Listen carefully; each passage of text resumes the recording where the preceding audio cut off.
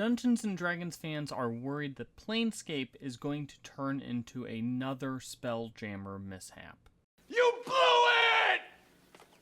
Last week, Wizards of the Coast quietly published a description for its upcoming Planescape Adventures in the Multiverse box, which will bring back the Planescape setting for the first time in about 20 or 25 years.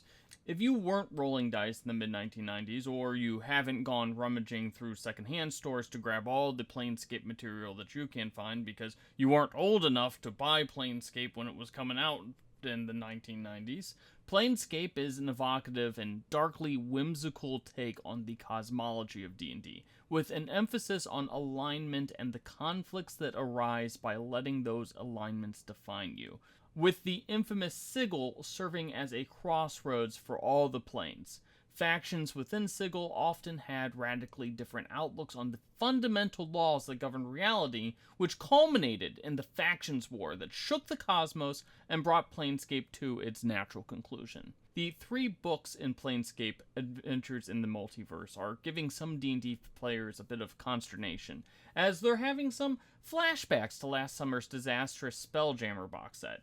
Sigil and the Outlands is the setting book of the box and contains only 2 new backgrounds, a handful of feats and some spells, but no new races or subclasses, despite the fact that Planescape is filled with lots of cool and bizarre creatures from every corner of the multiverse. Now, this isn't really a huge surprise. For instance, we didn't see any new subclasses or races pop up in recent playtests, but some of us are wondering just how players are supposed to create a Planescape character with no real new options, especially as alignment has been de-emphasized in 5th edition. The box also contains a new bestiary named after Mort, who is a character, a floating skull from the fantastic Planescape Torment game, and a new adventure that seems to really focus on Sigil itself. And herein lies my first potential problem with Planescape, at least the new box. The setting is so much more than Sigil. It is a universe defined by its adherence to certain ideas, and where those adherences to those ideas are taken to their extremes. It's a world where belief literally shapes reality, and where you can encounter things so much stranger than what you can find in the Forgotten Realms or any of the worlds that exist on the material plane. And while a description of a book isn't much to go off of, there are a few of us that are worried that despite bringing in Tony DiTerlizzi, who was the artist that defined so much of Planescape, and he's also known as the guy who wrote and drew the Spiderwick Chronicle books. But anyways, despite bringing him in, Wizards might be missing the point of Planescape.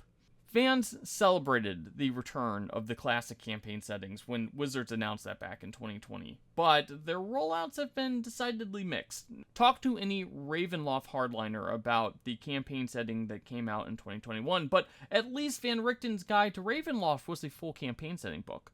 Dragonlance chose to focus on some, weird drawn-out adventure with only about 24 or so pages dedicated to the actual Dragonlance setting, and Spelljammer weirdly stripped down all the cool bits of Spelljammer, for a rehash on rules about ships, and a very generic adventure, and a really poorly conceived take on flying space monkeys. And, honestly, the Spelljammer book was really weird, given how many Spelljammer fans there are on the D&D design team. Chris Perkins was he ran like a 10-year or so long Spelljammer campaign.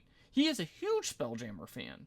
And Dragonlance, well, it's goofy how hot and cold Wizard seems to be on that setting, giving the strange cancellation and then the uncancellation of the latest trilogy of Dragonlance novels, and the eternal struggle that Joe Manganiello seems to have getting a Dragonlance TV show off the ground. It could very well be that Planescape will be the latest victim of Wizards of the Coast not quite getting what the fans of the game want.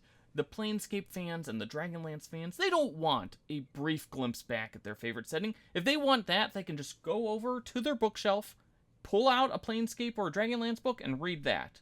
They want full-fledged returns and support through multiple products and adventures. They want to create Dragonlance characters. They want to create Planescape characters. They want to have new adventures in the Planescape world and new adventures in the Dragonlance world, not just one. And if they're only going to get one, it needs to be one that actually feels like a Dragonlance adventure or feels like a Planescape adventure. And if Wizards doesn't want to commit to a full Planescape line, or a full Ravenloft line, or whatever, they should at the very least consider expanding their offerings on D&D Beyond. Give fans more digital content. You spent, like, how many millions of dollars on D&D Beyond? You can do more than just put out a brief little packet of monsters, once every 6 months on there. Heck, we'd be content to see some greater support for any setting that's not the Forgotten Realms at this point. Let us dig into a new world with new strange corners to explore. I'd love that. Let's see what the D&D design team can really do with world building. But until Wizards gets what fans really want out of these campaign setting books, and that is actual campaign setting stuff, we're looking at more potential backlash and disappointment, and honestly, that's not something that characters like the Lady of Pain deserve. So let us know, are you looking forward to the Planescape books? Let us know in the comment section, and don't forget to hit those like and subscribe buttons.